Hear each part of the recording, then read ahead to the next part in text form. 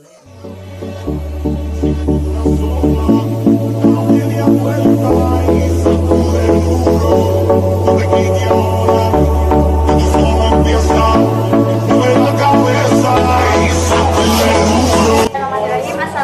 warahmatullahi wabarakatuh. Perkenalkan, kami dari kelompok Iptek Politik. Saya sebagai narator, sama Fadilah. Saya Ihsan. Di sini saya akan menjelaskan tentang dampak positif di bidang Iptek Politik. Saya Salsa Samoba Herliana dan saya Negara Bisa akan menjelaskan tentang dampak negatif dari Iptek Politik. Saya Kalia dan rekan saya Aginda akan menjelaskan dampak positif Hankam. Saya Nabila Rabi. Saya Fari Maulana. Kami akan menjelaskan dampak negatif dari politik Hankam.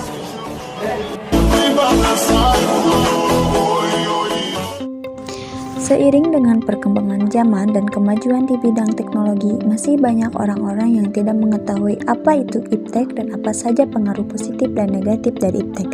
Nah, oleh karena itu, kita akan bahas apa sih yang dimaksud dengan Iptek.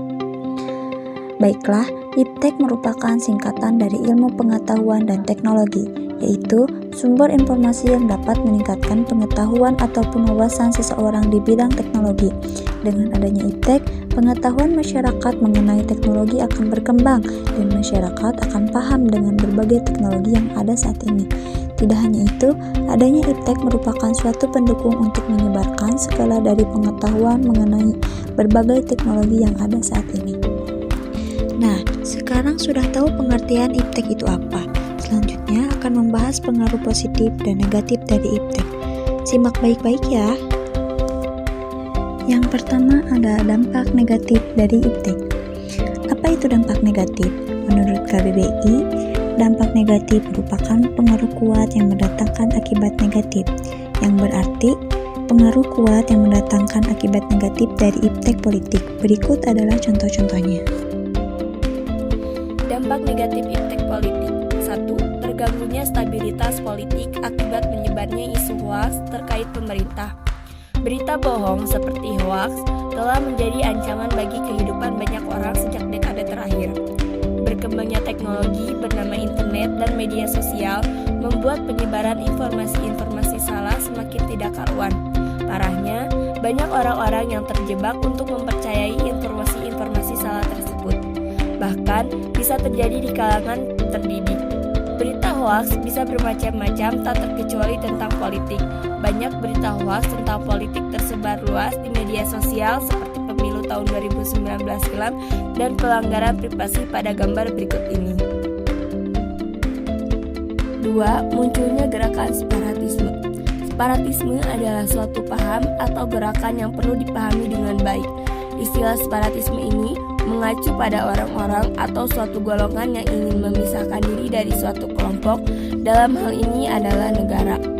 Gerakan separatisme ini dapat menimbulkan ancaman terhadap negara. Hal ini tentunya harus diperhatikan benar apa penyebabnya, karena tentunya suatu gerakan separatisme muncul karena berbagai alasan yang dialami orang atau golongan tersebut.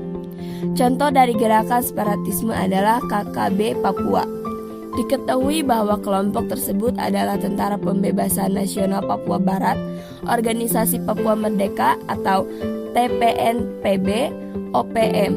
OPM sendiri adalah istilah umum bagi gerakan pro kemerdekaan Papua yang dipicu atas sikap pemerintah Indonesia sejak tahun 1963. Dampak negatif dari Iptek Politik yang ketiga adalah munculnya gerakan radikalisme dan terorisme.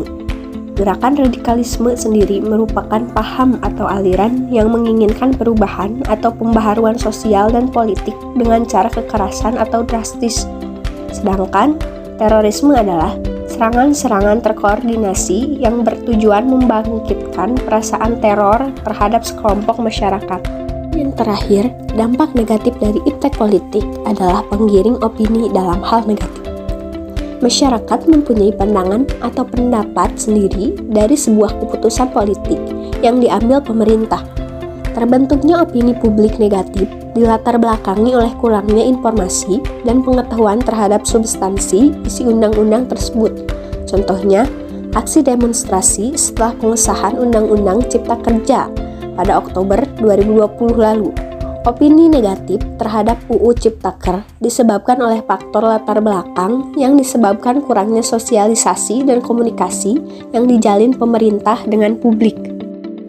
Dampak positif iptek yaitu suatu penyebab yang menguntungkan bagi ilmu pengetahuan dan teknologi di bidang politik.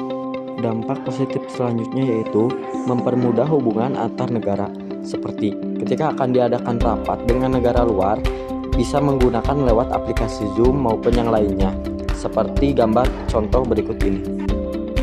Contoh dampak positif berikutnya yaitu transparansi politik berbangsa dan bernegara, seperti kita dapat melihat secara langsung perbandingan hasil survei dan quick count pasangan capres dan cawapres seperti di media sosial, YouTube, maupun di televisi, seperti contoh pada video berikut ini. Nah, sekarang sudah tahu ya, apa saja dampak positif dan dampak negatif dari iptek politik. Sekarang menuju ke politik hankam. Apa kalian tahu apa itu politik hankam? Nah, sebelum ke materi inti, saya akan menjelaskan apa itu yang disebut dengan politik hankam. Politik hankam ialah asas, haluan, usaha, serta kebijaksanaan tindakan negara dalam bidang hankam tentang pembinaan, yaitu perencanaan, pengembangan, pemeliharaan, dan pengendalian, serta penggunaan secara totalitas dari potensi nasional untuk mencapai tujuan Hankamnas dalam rangka mencapai tujuan nasional sesuai dengan Undang-Undang 1945. Nah, sekarang masuk ke dalam contoh-contoh dari dampak positif politik hankam.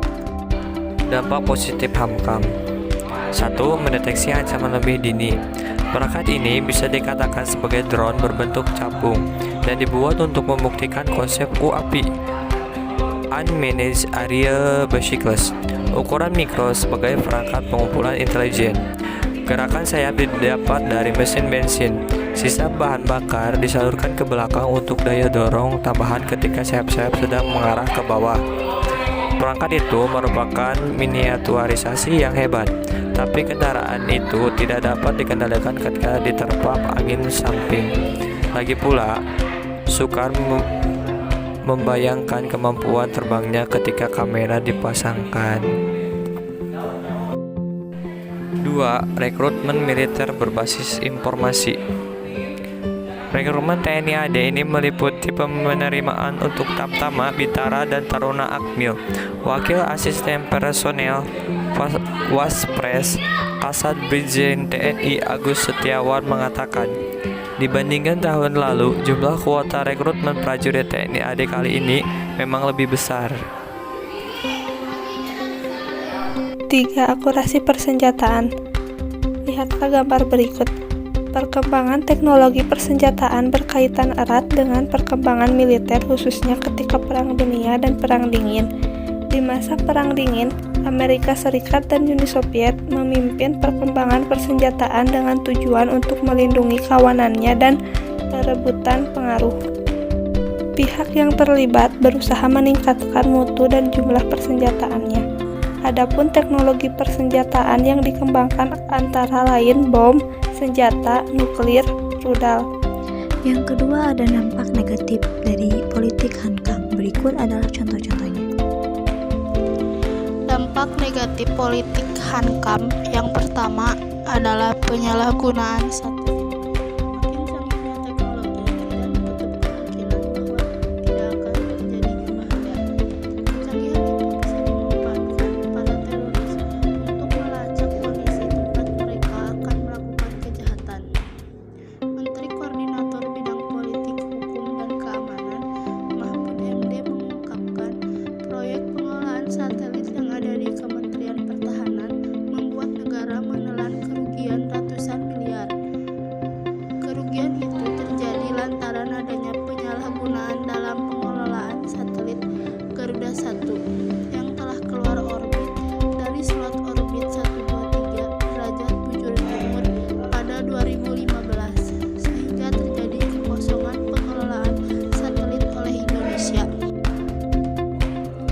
Dampak negatif politik hankam yang kedua merupakan informasi atau cyber war.